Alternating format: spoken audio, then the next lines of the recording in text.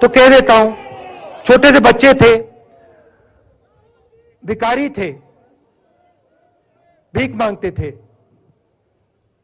और मेरे पास आए। कपड़े नहीं थे, मैंने देखा शायद मजदूरी भी करते थे तो थोड़ी मट्टी थी उन पे।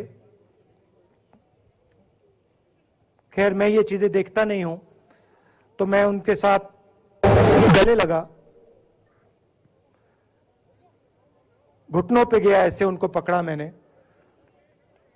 क्योंकि मैं उनकी लेवल पे रहना चाहता था। और फिर नहीं, सुनिए, मैं ये बात कहना नहीं चाह रहा था मगर कह दूंगा। तो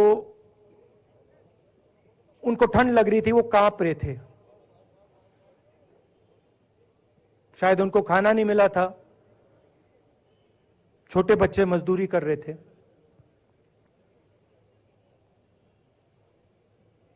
तो मैंने सोचा कि अब अगर ये स्वेटर नहीं पहनते हैं, अगर ये जैकेट नहीं पहन रहे हैं, तो मुझे भी नहीं पहनना चाहिए।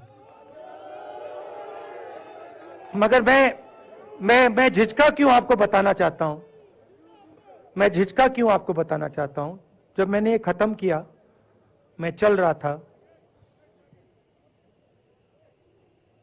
तो हमारे साथ एक व्यक्ति थे, उन्होंने मुझे मेरे कान में बोला, राहुल जी, ये बच्चे गंदे हैं, इनके पास आपको ऐसे जाना नहीं चाहिए। तो मैंने उनसे कहा, वो आपसे और मुझसे दोनों से साफ हैं।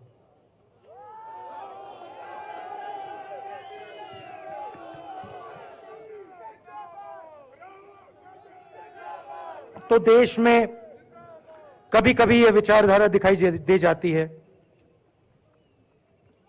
दूसरी बात आपको बता देता हूं, शायद लोगों को अच्छी ना लगे। जब मैं चल रहा था, आपने देखा होगा कि बहुत सारी महिलाएं रो रही थी।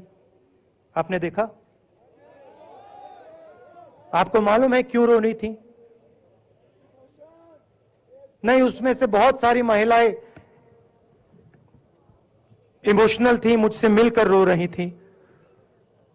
मगर उसमें बहुत सारी ऐसी भी महिलाएं थी जिन्होंने मुझे बोला कि उनके साथ बलात्कार हुआ है, उनको किसी ने मोलेस्ट किया है, उनके किसी रिश्तेदार ने उनको मोलेस्ट किया है।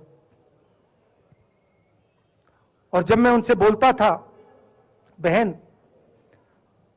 मैं पुलिस को बताऊं, तो मुझे कहती थी, राहुल जी पुलिस को मत बताइए, हम चाहते हैं कि आपको यह बात मालूम हो, मगर पुलिस को मत बताइए, हमारा और भी नुकसान हो जाएगा। तो ये हमारी देश की सच्चाई है। ऐसी बहुत सारी और मैं कहानियां आपको बता सकता हूं।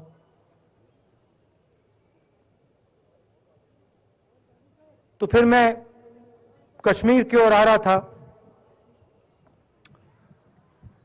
और मैं सोच रहा था कि इसी रास्ते पे मैं